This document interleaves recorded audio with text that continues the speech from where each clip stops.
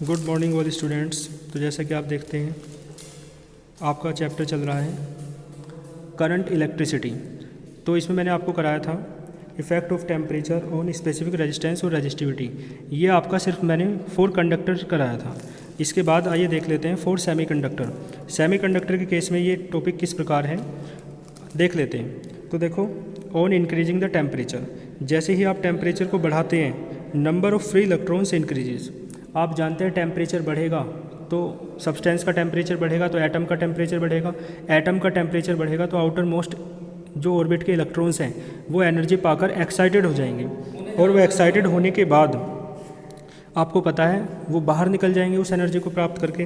तो number of free electrons क्या हो जाता है, बढ़ जाता है टेम्परेचर के बढ़ाने से।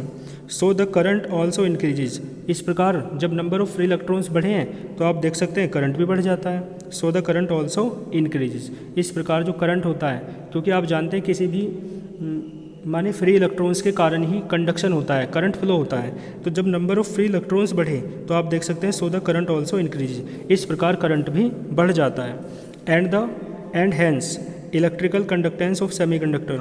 जो इलेक्ट्रिकल कंडक्टेंस है, कंडक्टेंस आप समझते हैं इलेक्ट्रिकल कंडक्टेंस, इसे आप एक तरीके से जो करंट के फ्लो होने का फेवर करता है उस प्रॉपर्टी को आप इलेक्ट्रिकल कंडक्टेंस कहते हैं। मैंने पढ़ा रखा है आपको। तो इलेक्ट्रिकल कंडक्टेंस क्या हो जाएगा, बढ़ जाएगा सेमीकंडक्टर का। ठीक है, क्योंकि बात किसके लिए आप कर रहे हैं, सेमीकंडक्टर के लिए। और सेमीकंडक्टर आप जानते हैं क्या होता है, सेमीकंडक्टर होता है जिसकी कंडक्टिविटी इंसुलेटर्स की कंडक्टिविटी से तो ज़्यादा हो लेकिन कंडक्टर्स की कंडक्टिविटी से कम हो। ऐसे सब्सटेंसेस क्या कहलाते हैं, आपके सेमीकंडक्टर्स कहलाते हैं। तो आप देखेंगे जैसे ही नंबर ऑफ फ्री इलेक्ट्रॉन्स बढ़े तो करंट बढ़ा, और करंट के बढ़ने से जो सेमीकंडक्टर की कंडक्टेंस है, इलेक्ट्रिकल कंडक्टेंस यानी करंट फ्लो करने की जो क्षमता है वो क्या हो जाती है, बढ़ जाती है।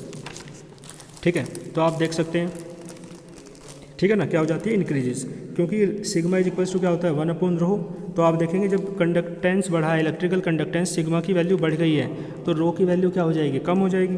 तो लिखा हुआ है hence specific resistance decreases. Specific resistance क्या हो जाता है, घट जाता है।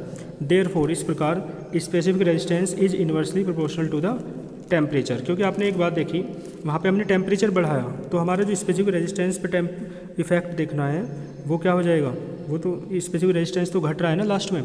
तो आप पहली बात और सबसे लास्ट वाली बात को लिंक करेंगे कि टेम्परेचर बढ़ाया तो स्पेसिफिक रेजिस्टेंस क्या हो गया, घट गया। तो टेम्परेचर बढ़ाओगे तो स्पेसिफिक रेजिस्टेंस घटेगा, टेम्परेचर घटाओगे तो स्पेसिफिक रेजिस्टेंस बढ़ेगा। तो इस प्रकार हमने ये कहा कि दोनों कैसे हैं, इन्वर्सली प्रोपोर्शनल। तो लिखा हुआ है therefore specific resistance is inversely proportional. कैसा है, इन्वर्सली प्रोपोर्शनल है टू द टेम्परेचर। किसके, टेम्परेचर के इन्वर्सली प्रोपोर्शनल है। यानी रो जो है 1/, वो क्या हो जाएगा, इन्वर्सली प्रोपोर्शनल हो जाएगा टी। ठीक है, तो ये एक्सप्रेशन आप बॉक्स में बंद कर देंगे, दोनों एक दूसरे के इन्वर्सली प्रोपोर्शनल है।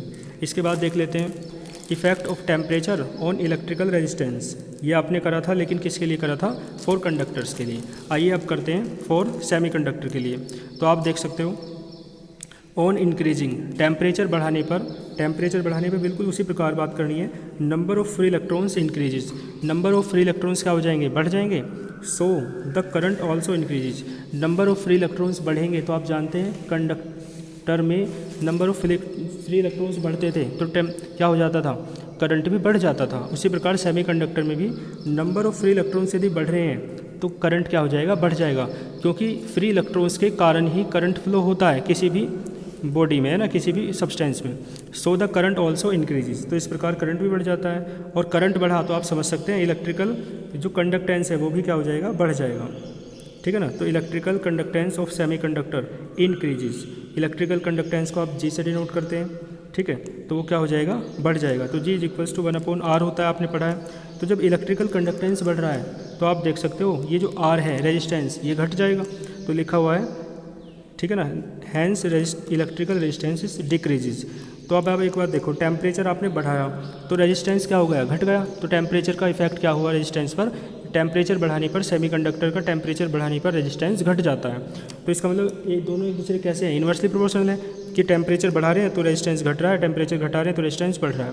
तो इसलिए लिखा हुआ है therefore resistance is inversely proportional to the temperature. इस प्रकार जो रेजिस्टेंस है टेम्परेचर का वो क्या होता है, इन्वर्सली प्रोपोर्शनल होता है टेम्परेचर के।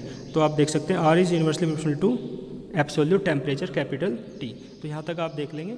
All the very best.